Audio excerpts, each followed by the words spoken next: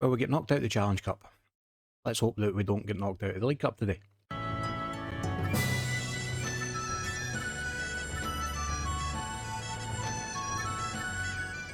Hi there folks, I'm Nick from SonickFM and welcome back to Sons of the Rock. This is episode number 8.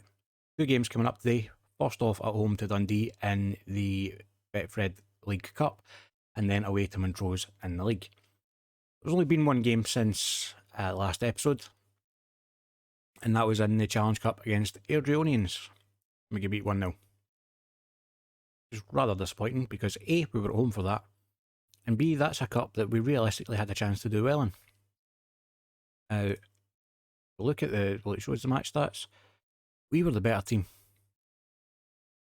They just scored an absolute wonder strike from Stokes just after half time. We just couldn't get back into the game. We couldn't get that goal. You see, 8 shots, 2 on target, 0.79 XG, not great. 54% of the possession. We just couldn't get past them. However, put that behind us. We move on today to the League Cup.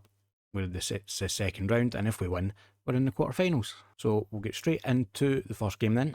And this is the team that's going out for that. So we'll get a bit of rotation going on. We've got Zabra in goals, Kitongo, Megget, Neil and Wardrop at the back.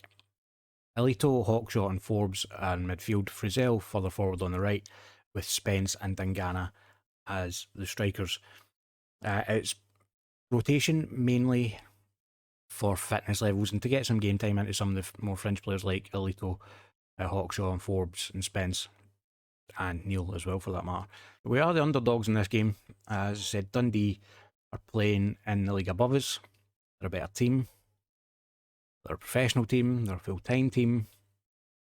So I'll be honest, if we can get out of this game without getting absolutely thumped, I'll take that as a victory. But it's not looking likely because 5 minutes in, Dundee have scored their first goal. But if we can make a good account of ourselves here, then I'll be happy with that. We got out the group stages, which is a step better than we did last season. So, already I'm happier than what I was. So not an ideal start. We don't want to get thumped. 25 minutes in now and nothing much else has really happened. Dundee have had another couple of shots but no highlights. We have yet to register a shot on goal. With a couple of corners though. And again, possession wise, we are dominating possession. We just can't seem to get it up the park and get a shot on goal. I do expect to see much better in the second half. Not least, a shot at the goal. And we have a highlight now with Zabrit kick out. Gives it to Megget. Megget coming forward. It plays a long ball forward for Spence. Spence nods on looking for Dangana, but Dangana just not quick enough to get there. But it's Frizzell with it now on the right. He plays it forward looking for someone. I assume it was meant for Hawkshaw, but couldn't find him. Elito's got it now though on the left. Inside to Kitongo. Kitongo with the ball over the top looking for Spence. It's headed clear again by the Dundee defender. And Elito has it now. He's coming forward, tries to find Kitongo inside, but can't find him. Neil picks up the loose ball over the top for Dangana. Michael Dangana with the shot. Good save by the goalkeeper.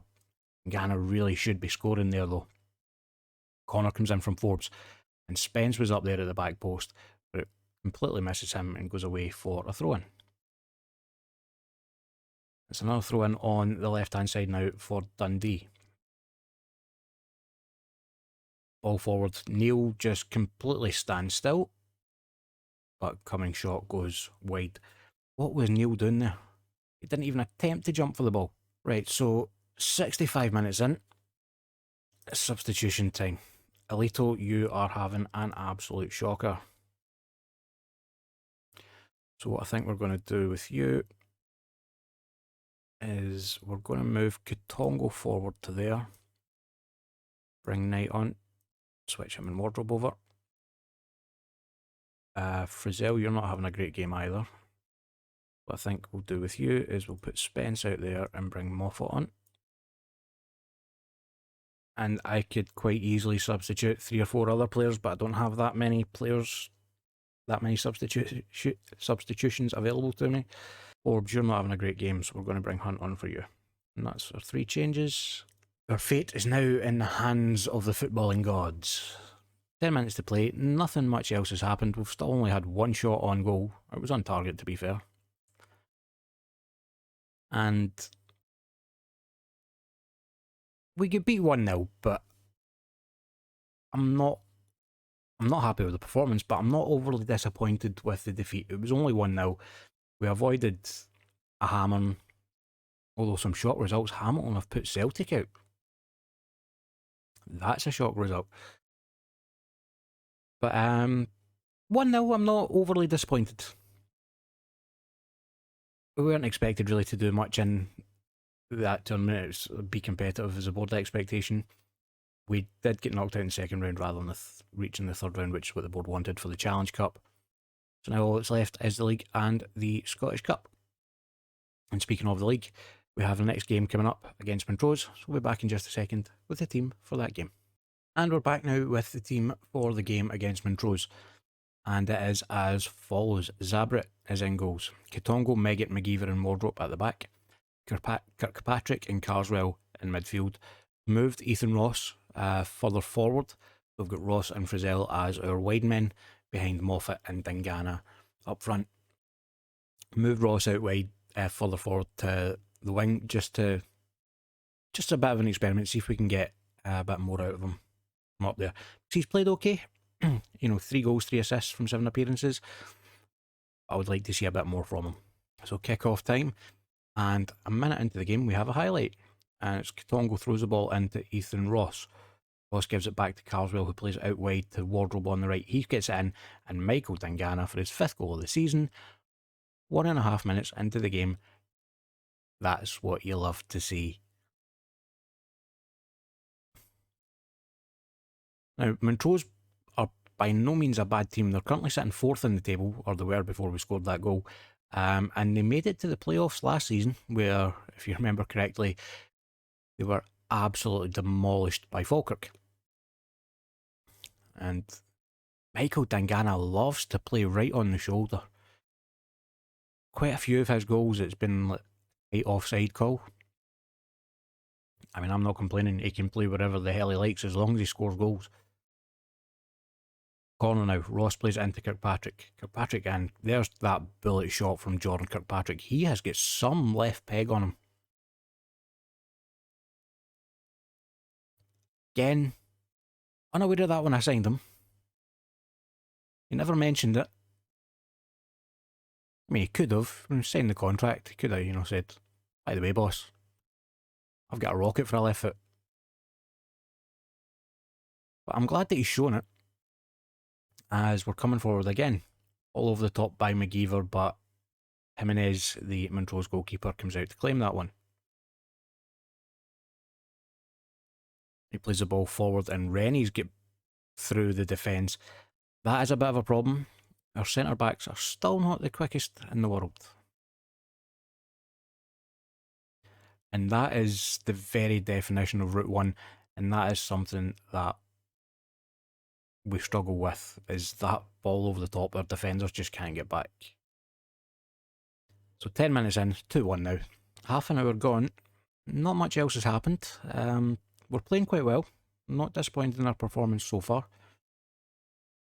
Although, having been watching the match stats, Montrose have probably had the better of the last kind of half hour, 20 minutes of the half. So, need to try and put in a bit more in this second half. Wardrobe with the throw in for Frizzell, and Frizzell, that's not a penalty, no. Referee, you want to have a look at that? We not get VAR? I would have swore that was a penalty on Frizzell. No further highlights, and I think coming up to the 70-minute mark, maybe be time to make some changes. Carswell's not playing well, so we'll get him off. We'll get Hunt on for him. Frizzell's not having a great game either. I think we'll bring Spence on for him. You might notice here on the bench we've got Reece Breen, who's a trialist. I don't know why he's on the bench. But he is somebody that we brought in on trial. Right, and Any other substitutions that we want to make just now? No, I think that will do. With 20 minutes to go. I want to encourage the team. They didn't like that. Always amazes me that players don't like encouragement. Free kick from Montrose now. Ooh. That was close. Rennie got up there for the header. Couldn't get it on target though. And we move into the final couple of minutes of injury time. And Spence has lost the ball there and it's played forward, but McGeever is able to mop up this time. However, he can't find a Dumbarton shirt and it's Montrose coming forward again. But Ross does well to win the ball back. Plays it inside now to Hunt. Hunt gives it out wide to Spence on the right. He's coming forward with it now. And that's not a foul. He's injured. Look, ref, that is a foul. The ball played over the top now for Rennie. Rennie's through and he hits the post. If they'd have scored there, I would have been absolutely raging. Because that was clearly a foul on Spence. However, we picked up the 3 points. What that means then at the end of the episode is we are currently sitting in 4th place after 3 games. We've got a game on hand as well over the teams above us, which if we were to win that would take us up to 2nd. So, good start to the season. 2 wins from 3. Obviously 3 from 3 would be better. But 2 wins from 3 is a good start. Kirkpatrick's shown on there in the average rating, the 7.5. Right, for the next episode, because we come back so quickly there, what I'm going to do is play a fair few games offline, so we'll probably play through all of September, and we will come back in October sometime. I'm thinking possibly maybe even the end of October we'll come back Greenock Morton and Stirling Albion. That's a possibility. We'll see. The Scottish Cup 3rd round should have been drawn, so it'll depend who we get in that. If it's, a team below us, if it's not really a game worth showing you, I'll come back and we'll probably do Greenock and Stirling. If it's a game worth showing, then I'll come back a little bit earlier. We'll maybe do Airdrie and Queen's Park, and then play a few games, and then we'll do the Scottish Cup in Clyde. It'll depend on who's been drawn. So you'll just need to come back in the next episode to find out. And that brings an end to episode 8 of Sons of the Rock. Let me know down in the comments if you think we should stick with the formation that we've got with the 2 wingers, or if we should go back to our asymmetric formation. While you're down there, if you enjoyed the video, make sure you hit the thumbs up button and leave a like.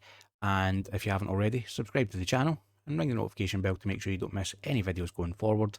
And as always, thank you very much for watching.